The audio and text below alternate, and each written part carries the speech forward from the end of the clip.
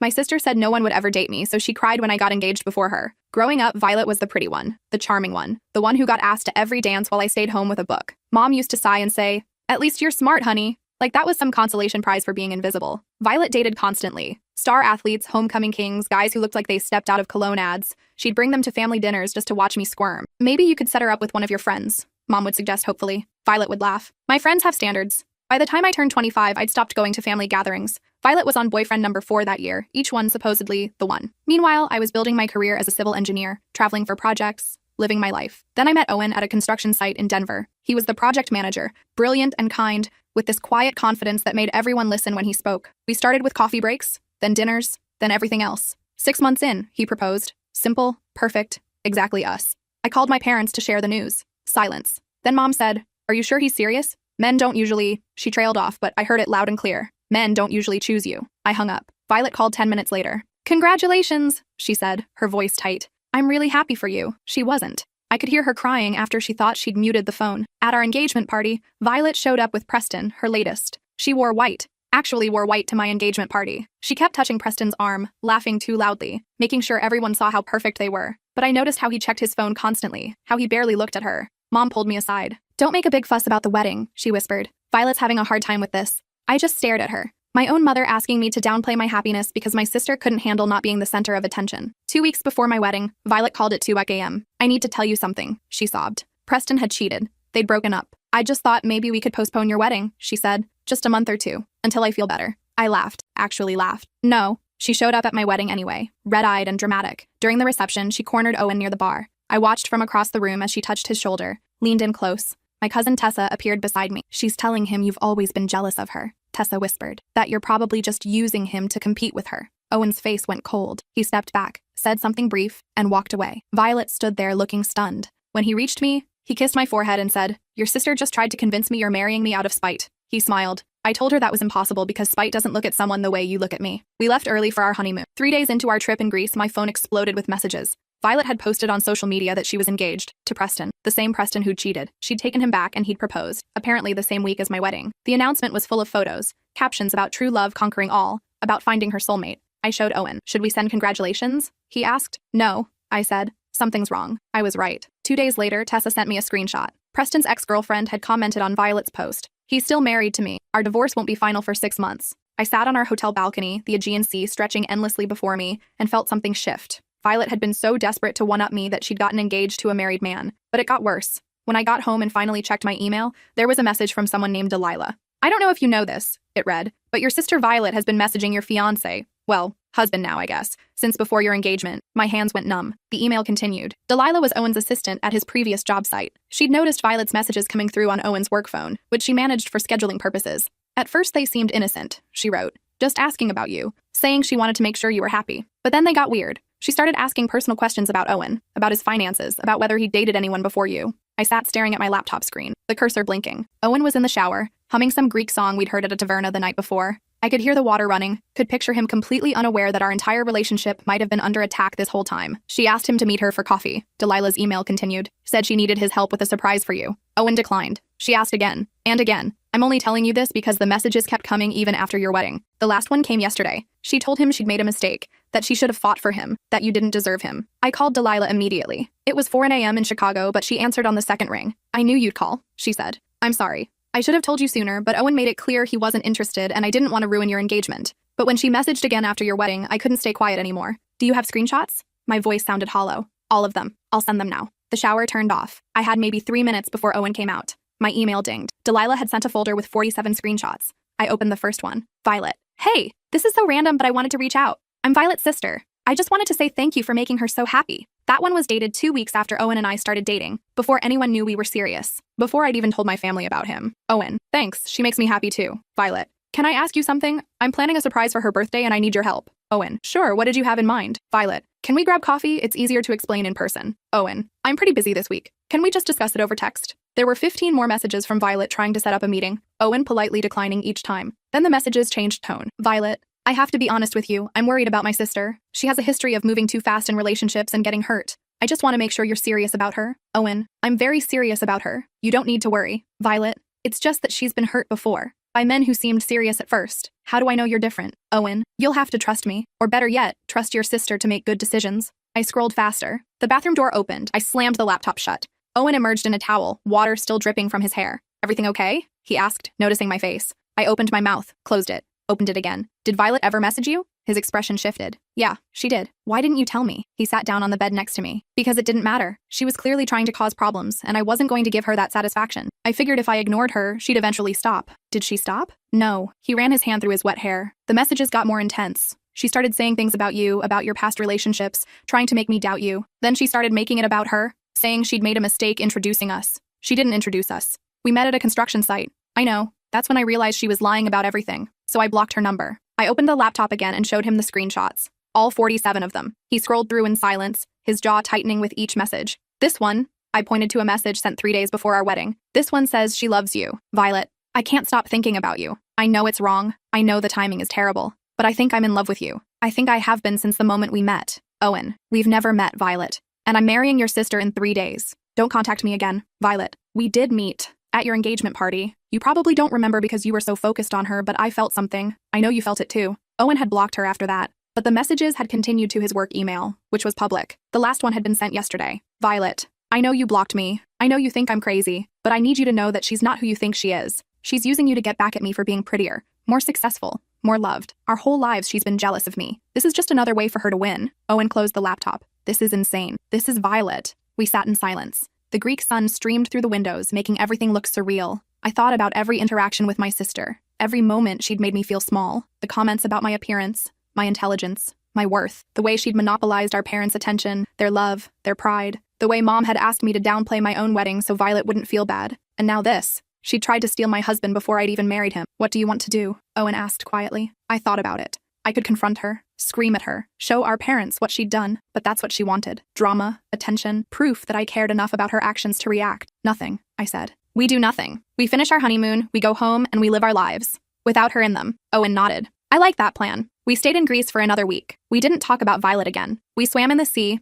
ate grilled octopus at tiny restaurants, got lost in winding stone streets. It was perfect. Until we came home. The first sign something was wrong was our front door. It was unlocked. Owen and I lived in a secure building with a doorman, and we definitely locked the door when we left. Owen pushed it open slowly. Our apartment had been ransacked. Not robbed, ransacked. Drawers pulled out, contents dumped on the floor, couch cushions slashed, wedding photos ripped from frames, torn into pieces and scattered across the living room floor. On our bedroom mirror, written in red lipstick, "You don't deserve him." I called the police. They came, took photos, asked questions. The doorman swore no one had come up to our floor except maintenance, but the maintenance company had no record of any scheduled work. There was no sign of forced entry. Whoever did this had a key. Only 3 people had keys to our apartment. Me, Owen, and my mother. I'd given Mom a spare key 6 months ago when she'd offered to water my plants while I was traveling for work. Where's the key now? The police officer asked. I called Mom. Do you still have my apartment key? Of course, sweetheart. Why? Can you check right now? Make sure it's still there? I heard her moving around, opening drawers. It's not in the usual spot. Let me look. 5 minutes later. I can't find it.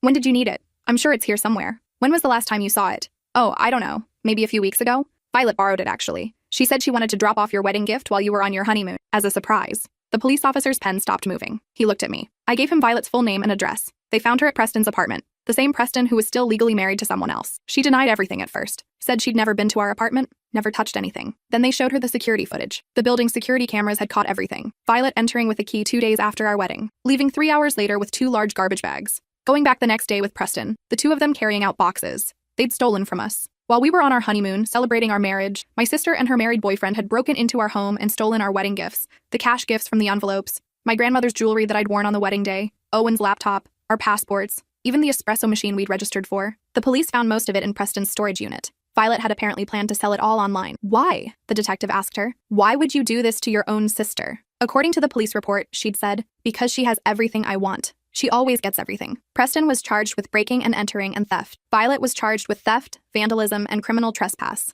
Preston's actual wife filed for divorce and sued both of them for emotional distress. Our parents hired Violet the best lawyer they could afford, spent $40,000 on her legal fees, and begged me not to press charges. She's your sister, Mom pleaded. She made a mistake. Family forgives. Family doesn't break into each other's homes. She was going through a difficult time. The Preston situation, your wedding, it was all too much for her. So my wedding was too much for her. My happiness was too much for her. You know what I mean. I do. I've always known what Violet's feelings matter. Violet's struggles matter. Violet's jealousy and rage and cruelty matter. And I should just accept it. Forgive it. make myself smaller so she can feel bigger. That's not fair. You're right, it's not. It's not fair that I had to downplay my engagement because it hurt Violet's feelings. It's not fair that you asked me to postpone my wedding because Preston cheated. It's not fair that you gave her my apartment key without asking. It's not fair that even now, with police reports and evidence and her own confession, you're asking me to protect her from consequences. Mom started crying. She's my daughter. So am I. I pressed charges. All of them. Violet took a plea deal. 6 months in county jail, 2 years probation, community service, and a restraining order that prohibited her from contacting Owen or me for 5 years. Our father didn't speak to me for a year. Said I'd destroyed the family, turned my back on my own blood, chosen a man over my sister. Mom called occasionally, always with the same speech about forgiveness and moving forward and how families work through difficulties. I changed my locks, all of them, installed a security system, started therapy. Owen and I bought a house in a different neighborhood. We didn't tell my parents the address. We had a small housewarming party. Our friends came. Owen's family came. Tessa came, the only member of my family I invited. I'm proud of you, she said, standing in our new kitchen, for setting boundaries, for protecting yourself. Mom thinks I'm cruel. Your mom has spent 30 years enabling Violet's worst behaviors. Of course she thinks accountability is cruelty. Life moved on. Owen got promoted to senior project manager. I got offered a position as lead engineer on a major infrastructure project in Seattle. We celebrated our first anniversary, then our second. Violet got out of jail after 4 months for good behavior. Mom sent me a text. She's changed. She wants to apologize. I didn't respond. 3 weeks later, Violet showed up at Owen's office. His assistant called me immediately. Your sister is here. Security is with her. She's demanding to see Owen. Tell security to enforce the restraining order. They escorted her out. She screamed the entire way, loud enough that people on other floors heard. She called Owen a coward, called me a vindictive bitch, said we'd both regret turning our backs on family. The police arrested her for violating the restraining order. Another court date. Another round of mom begging me to drop the charges. Another round of dad not speaking to me. I sat in the courtroom and watched Violet cry. She wore a modest dress, her hair pulled back, minimal makeup. The perfect picture of a reformed woman who'd made mistakes. Her lawyer argued she'd only wanted to apologize, to make amends, that she'd been overwhelmed with remorse. The judge reviewed her previous charges, the theft, the vandalism, the stalking messages, the violations of the restraining order that security footage had captured at Owen's office. Ms. Peterson, he said, this court gave you an opportunity to prove you could respect boundaries. You've violated those boundaries repeatedly. I'm extending your restraining order to 10 years and adding another 6 months of jail time. Violet's face crumpled. She looked at our parents in the gallery. Dad's expression was granite. Mom was crying. Then Violet looked at me. I hate you, she mouthed. I didn't react, just watched as the bailiff led her away. Outside the courtroom, my parents confronted me. Happy now? Dad asked. Your sister's life is ruined. She ruined her own life. You could have stopped this. You could have shown mercy. I did show mercy. I didn't sue her for emotional distress. I didn't go to the media. I didn't tell everyone at her work what she did. I just asked her to leave us alone. She couldn't even do that. She's sick, Mom said. She needs help, not jail. I agree. She does need help. Maybe this will finally make her get it. They left without saying goodbye. I stood on the courthouse steps, the spring sun warm on my face. Owen appeared beside me, slipping his hand into mine. You okay? He asked. Yeah, I said. I really am. We went out for dinner that night. A little Italian place near our house, the kind with checkered tablecloths and candles and wine bottles. We ordered too much food and split a bottle of red wine. We talked about everything except my family, his new project, my upcoming trip to Seattle, the vacation we were planning to Iceland. When we got home, there was a letter taped to our front door. No envelope, just a single sheet of paper folded in half. I recognized Violet's handwriting immediately. Owen reached for it, but I stopped him. Let me. The letter was short. I've spent my whole life being better than you at everything. Prettier, more popular, more loved, and I still ended up here, in jail, alone. While you got the career, the husband, the perfect life. I don't understand how this happened, how you won, but you did, and I hate you for it. I hope you know that. I hope it keeps you up at night knowing your own sister hates you, because that's all I have left. My hate, and I'm going to hold on to it forever. I read it twice. Then I handed it to Owen. He read it in silence. When he finished, he said, What do you want to do with this? I could have kept it. Could have added it to the legal file as more evidence of harassment, could have shown it to our parents as proof of Violet's continued malice, could have framed it as a reminder of what I'd overcome. Instead, I walked to the fireplace, struck a match, held the paper to the flame and watched it curl and blacken and turn to ash. There, I said. Now she's really gone. The restraining order meant Violet couldn't attend family events if Owen or I were present. Thanksgiving came. Mom called. We're having dinner at our house. I'd love for you to come. Will Violet be there? She's my daughter. Of course she'll be here. Then I won't. This is getting ridiculous. It's been almost 3 years. Can't you just be in the same room for a few hours? No. Your father misses you. He knows where I live. He's not going to choose between his daughters. He already did. He chose Violet, like he always has. Mom was quiet for a long time. You've changed. You used to be so sweet, so understanding. I used to be a doormat. There's a difference. I spent Thanksgiving with Owen's family. His mother made too much food, and his nieces taught me a complicated board game I didn't understand. His father told embarrassing stories about Owen as a kid. It was warm and chaotic, and no one expected me to make myself smaller to keep the peace. Christmas came, no call from Mom, no card, nothing. I sent them a card anyway, just a simple one with a photo of Owen and me on a hike, both of us muddy and grinning. Inside I wrote, Merry Christmas, we're happy, we hope you are too. Mom called on New Year's Eve. Thank you for the card. You're welcome. The photo is nice. You look healthy. I am. Violet's doing better. She got a job at a call center. She's in therapy twice a week. That's good. She asks about you sometimes. Wonders how you're doing. Mom, I know. I'm not supposed to pass messages. I just thought you'd want to know. I don't. Silence. Then, I miss you. I felt something crack open in my chest. I miss you too. Can we have lunch? Just us? I met her at a cafe near her house. She looked older, tired. She hugged me too long. I'm sorry, she said when we sat down. For everything. For making excuses for Violet. For asking you to minimize your happiness. For giving her your key. For not protecting you the way I should have. I didn't know what to say. I'd imagined this conversation 1,000 times, and in every version, I'd had the perfect response. Eloquent and cutting and final. But sitting across from my mother, seeing the regret in her eyes, I couldn't remember any of those speeches.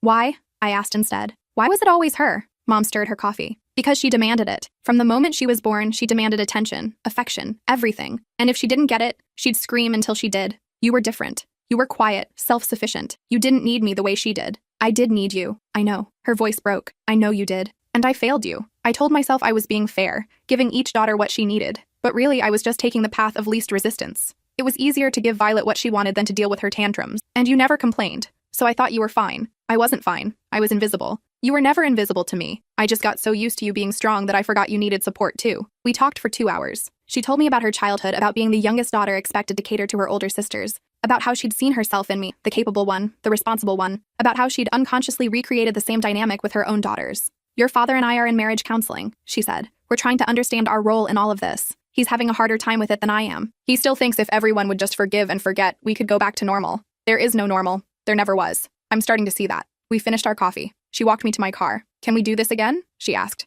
Lunch? Maybe. I'll take maybe. I drove home and told Owen everything. He listened without interrupting. Do you believe her? He asked when I finished. I don't know. Part of me wants to. Part of me is waiting for her to defend Violet again, to ask me to give her one more chance. What does your gut say? I thought about it. That she means it. But meaning it isn't the same as changing. No, it's not. 3 months later, Mom invited me to lunch again. This time she brought photo albums. Pictures from my childhood I'd never seen. Me at my high school graduation, beaming. Me at a science fair, holding a trophy. Me building a birdhouse with my grandfather. I found these in the attic, she said. I'd forgotten about them. But looking through them, I realized something. I have hundreds of photos of Violet. At every birthday party, every school event, every achievement. But I only have a handful of you, because I was always behind the camera at Violet's events, and always in the audience at yours. Never documenting, never celebrating the same way. She slid one photo across the table. Me at 8 years old, gap-toothed and grinning, holding up a certificate for perfect attendance. Do you remember this? She asked. No. You were so proud. You'd worked so hard, never missed a day even when you were sick. You wanted to show me right away. But when you got home, Violet was having a meltdown because she didn't make the cheerleading squad. I told you we'd celebrate your award later. We never did. I stared at the photo. At my younger self's smile. So hopeful. I'm giving these to you, Mom said, because you deserve to have proof that you mattered, even if I didn't show it the way I should have. I took the albums home, spent an evening going through them. Owen sat beside me, pointing out photos. Look how cute you were. Is that your science fair project? You've always had that smile. That night, I called Mom. Thank you for the photos. You're welcome, sweetheart. This doesn't fix everything. I know, but it's a start. That's all I'm asking for. Slowly, carefully, we rebuilt something. Not the relationship we'd had before, but something new. Something built on honesty instead of avoidance. We had lunch once a month. She never mentioned Violet unless I asked, and I rarely asked. Dad was harder. He came to one lunch, sat in stiff silence while Mom and I talked about my work. When I mentioned Owen, Dad's jaw tightened. How is Owen? Mom asked, shooting Dad a warning look. He's great. Just got promoted to director of operations. That's wonderful. Dad finally spoke. Must be nice, having a supportive husband while your sister rots in a minimum wage job. Dad. What? It's true. She's working at a call center, living in a studio apartment, can barely make rent. Meanwhile, you're living in your big house with your fancy job and your perfect life. She broke into my home. She tried to steal my husband. She destroyed my wedding photos. She violated a restraining order. Twice. And you made sure she paid for it. The legal system made sure she paid for it. I just refuse to be a victim anymore. Dad stood up. I can't do this. I can't sit here and pretend everything is fine when one daughter won't even help her own sister. He left. Mom stayed. I'm sorry, she said. Don't apologize for him. He's struggling. He thinks being a good father means protecting both daughters equally, even when one daughter is objectively wrong. That's not protection. That's enabling. I know. I didn't see Dad again for a year. Then Owen and I announced I was pregnant. Mom called immediately, crying happy tears. I could hear Dad in the background asking what was wrong. Nothing's wrong, Mom said. We're going to be grandparents. The phone went quiet. Then Dad's voice. Let me talk to her. I waited. Congratulations, he said stiffly. Thank you. When are you due? October. Another pause. Your mother wants to throw you a baby shower. That would be nice. Violet won't be invited. It wasn't a question, but I answered anyway. No, she won't. She's going to be hurt. She'll survive. He hung up.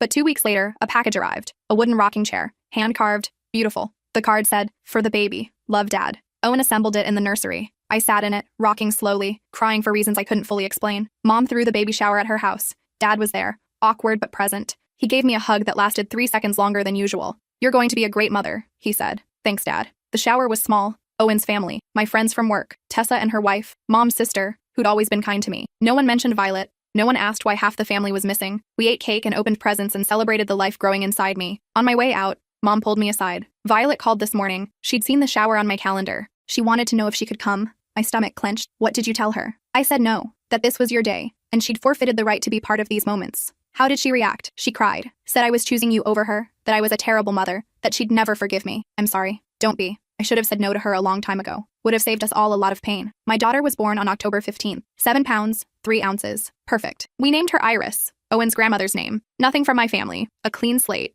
Mom and Dad came to the hospital. Dad held Iris with shaking hands, tears streaming down his face. "She's beautiful," he whispered. "Just like her mother," Mom said, smiling at me. For the first time in my life, I believed her. We took Iris home. Owen's parents came to visit, bringing casseroles and baby clothes and overwhelming love. My parents came too, less often but consistently. Mom taught me how to swaddle. Dad installed a car seat with meticulous precision. Life fell into a rhythm. Sleepless nights, endless laundry, the peculiar joy of a baby's first smile. Owen was an incredible father, patient and gentle and completely smitten. We were exhausted and happy and building our family exactly the way we wanted. Then Iris turned 6 months old. I was at the grocery store with her when I saw Violet. She was at the opposite end of the aisle, staring at us. She looked different, thinner. Her hair was shorter, darker. She looked worn down. For a moment, neither of us moved. Then she started walking toward us. My first instinct was to run. The restraining order had expired 2 months ago, so legally she could approach me. But every cell in my body screamed danger. I stood my ground, put myself between her and the stroller. She stopped a few feet away. "She's beautiful," Violet said, looking at Iris. "Thank you. She has your eyes." "What do you want, Violet?"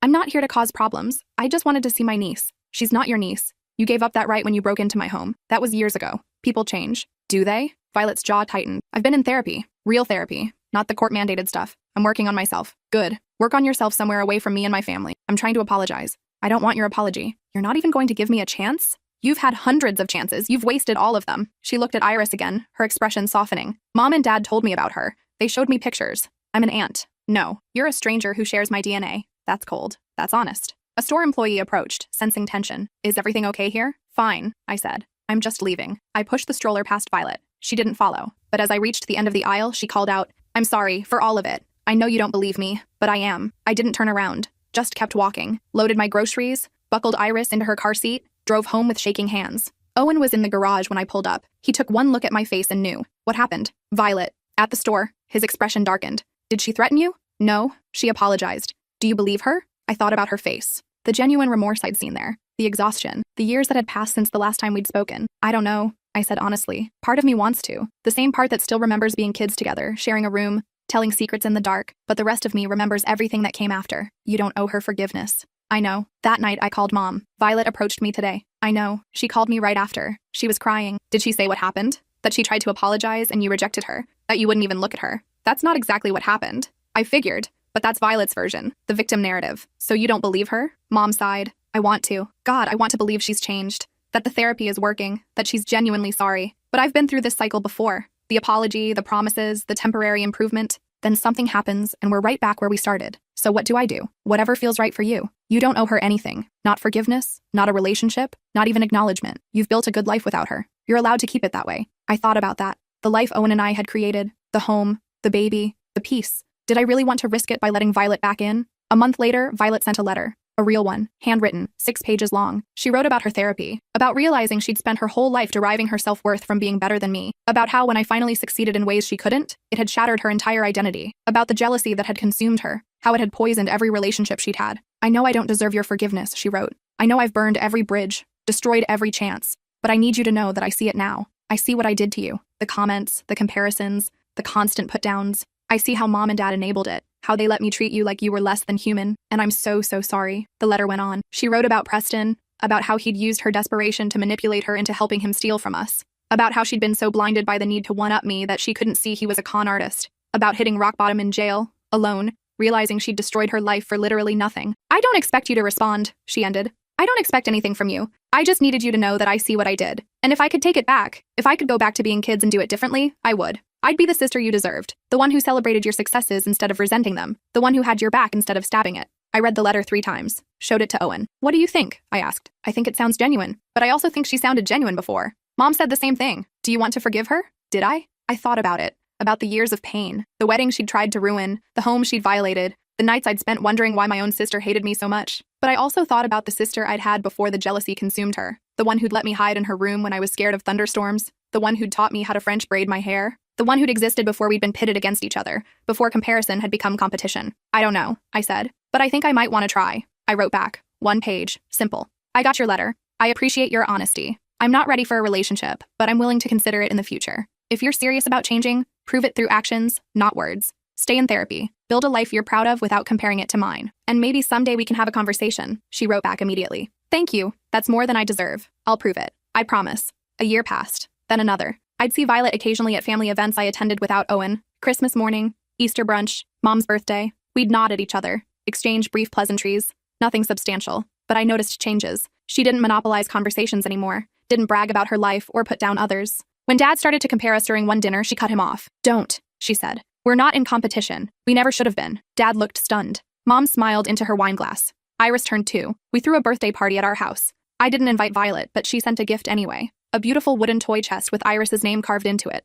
The card said, "For your daughter. May she never doubt she's loved." I cried when I read it. 3 years after the grocery store encounter, Violet called me. I know we're not there yet, she said, but I wanted to tell you something. I'm engaged. Oh, congratulations. His name is Leo. He's a teacher. He knows everything about my past, about what I did to you, all of it. He's been pushing me to make amends, to be better. That's good. I'd like you to meet him. No pressure. Just coffee, if you're comfortable. I thought about it. About all the years that had passed. About the work Violet had clearly been doing. About the fact that she was asking, not demanding. Okay, I said. Coffee. We met at a neutral location, a cafe halfway between our houses. Owen came with me. Violet brought Leo. Leo was nothing like Preston or any of Violet's previous boyfriends. He was quiet, thoughtful, wearing a cardigan and glasses. He shook Owen's hand respectfully, didn't try to dominate the conversation. Violet was nervous. I could see her hands shaking as she stirred sugar into her coffee. Thank you for coming, she said. I know this is weird. It is, I agreed. We talked for an hour. About nothing important. The weather, Iris, Leo's students, Violet's new job as an office manager. It was stilted and awkward and nothing like the relationship we'd once had, but it was something. As we were leaving, Violet pulled me aside. I want you to know I'm not asking for us to be best friends. I'm not asking for you to forget what I did. I just want a chance to prove I'm not that person anymore. Okay, I said. Over the next year, we built something fragile. Coffee every few months. Brief text exchanges on holidays. When Violet got married, she didn't invite me to the ceremony. Instead, she sent me a photo afterward with a note. I didn't want to put pressure on you to attend, but I wanted you to know I thought about you today. About how you found a good man, and I finally did too. Thank you for showing me what that looks like. Iris turned 4. I invited Violet to the birthday party. She came with Leo, brought an appropriate gift, stayed for an hour. She played with Iris, gently, respectfully. She didn't overstep. When they left, Iris asked, "Who was that lady?" "That's Violet," I said. "She's my sister." "I didn't know you had a sister." "It's complicated." Owen's hand found mine. Most family things are. Mom and Dad were easier now. They'd stopped trying to force a reconciliation, stopped making excuses for Violet's past behavior. They attended therapy together, actually talked about their role in creating the dynamic that had poisoned their daughter's relationship. "We failed you both," Dad said during one particularly honest dinner. "We turned you into competitors instead of allies. We rewarded Violet's bad behavior by giving her attention and punished your good behavior by taking you for granted." "Yes," I said simply. "I can't take it back, but I can stop perpetuating it." And he did. When Iris did something clever, he praised her without comparing her to anyone else. When I shared good news about work, he celebrated it without worrying about how it might make Violet feel. He learned, slowly, to treat us as separate people with separate lives instead of 2 sides of the same competition. Violet got pregnant. She called to tell me, her voice careful. "I wanted you to know. I'm due in March. Congratulations." "That's wonderful. I've been thinking about becoming a mother, about how I was raised. I don't want to repeat those patterns." "Neither did I." "How do you do it? How do you make sure you're not damaging Iris the way we were damaged?" We talked for 2 hours. About conscious parenting, about breaking cycles, about therapy and self-awareness, and constantly questioning your own behaviors. It was the most honest conversation we'd had since we were kids. When Violet's son was born, I sent flowers to the hospital. When she brought him home, I dropped off a meal. Small gestures, but they mattered. Iris turned 6. By then, she'd met Violet several times. They had a cordial relationship, distant but not hostile. Iris called her Aunt Violet, though I'd never suggested the title. At Iris's birthday party that year, Violet and I ended up in the kitchen together, refilling drink pitchers. "She's amazing," Violet said, watching Iris through the doorway. "You're an incredible mother." "Thank you. I mean it. I see how she is with Owen, with you. She's confident, secure. She knows she's loved. That's the goal." Violet set down the pitcher she was holding. "I'm sorry I never said this properly. Not in letters or therapy or any of it. I'm sorry I tried to destroy your happiness. I'm sorry I made your childhood miserable. I'm sorry I wasted so many years hating you instead of loving you. I looked at my sister, at the woman she'd become, not the girl I'd grown up with, and not the woman who'd broken into my home, someone in between, someone trying. I forgive you, I said. She started crying. You don't have to say that. I know, but I mean it. I forgive you for what you did. That doesn't mean I forget it. That doesn't mean we go back to how things were, but it means I'm letting go of the anger, the resentment, the need to punish you for the rest of our lives. She hugged me. I let her. It felt strange and familiar all at once. When we pulled apart, she said, "Thank you for giving me a chance when I didn't deserve it." We're family, I said. Complicated, messy, broken in places, but still family. Owen found us a few minutes later. He assessed the situation, saw Violet's tear-stained face, my own damp eyes. "Everything okay?" he asked. "Yeah," I said. "Everything's okay." That night, after the party, after Iris was in bed, Owen and I sat on our back porch. The sky was full of stars. "I'm proud of you," he said. "For what?" "For being brave enough to forgive her, to let her back in even partially. That takes real strength, or stupidity." "No, it's strength. You could have held on to that anger forever. No one would have blamed you, but you chose differently." I thought about the years that had passed, the pain and betrayal and slow, painful healing. About Violet's journey from the woman who'd trashed my apartment to the woman who'd cried in my kitchen. People can change, I said. Not everyone. Not always. But sometimes. Do you think she's really changed? I think she's trying. That's all I can ask for. 2 years later, Violet and I have what you might call a relationship. We're not close. We probably never will be. Too much history. Too many scars. But we're civil. We attend family gatherings together. Our kids play at Christmas. We text occasionally about parenting struggles or recipe recommendations. Mom and Dad are different too. They no longer play favorites, no longer pit us against each other. They've learned finally to love both daughters without conditions. Iris is 8 now, happy and confident. She knows she has an aunt, knows there's complicated history there, but it doesn't define her childhood the way it defined mine. Last month, Violet called me. "I'm writing you a real apology," she said. "Not the kind where I list my excuses. A real one, where I take full responsibility for everything I did. You don't have to. I do. Not for you. For me. I need to say it out loud, own all of it, and accept that some things can't be fully repaired." She sent it 3 days later. 27 pages. Handwritten. Every incident she could remember. From childhood cruelty to the apartment break-in. Every moment she'd made me feel small. Every way she'd betrayed my trust. I read it in one sitting, cried through most of it. Not because the memories didn't hurt anymore, but because I could see how much it had cost her to write them all down. At the end, she wrote, "I can't take any of this back. I can't give you the childhood you deserved, or the sisterly relationship we should have had. All I can do is make sure I'm better now. Make sure my son never treats anyone the way I treated you. Make sure I spend the rest of my life being the person I should have been all along. I love you. I always have, even when I was doing everything possible to hurt you. And I'm sorry it took me 30 years to figure out how to show it." I kept the letter, put it in a box with our wedding photos and Iris's baby pictures and all the other artifacts of our life. Sometimes I take it out and read it. Remember where we started and how far we've come. It's not a fairy tale ending. It's not complete redemption or perfect reconciliation, but it's real. And it's enough. My sister said no one would ever date me. She cried when I got engaged before her. She tried to destroy my marriage, my home, my happiness. But I got the last word. Not through revenge or punishment, but through building a life so full of love that her hatred couldn't touch it. And eventually, after years of work and growth and painful honesty, we found our way to something resembling peace. It's not the relationship I dreamed of having with a sister, but it's the one we have. And after everything we've been through, that feels like its own kind of miracle.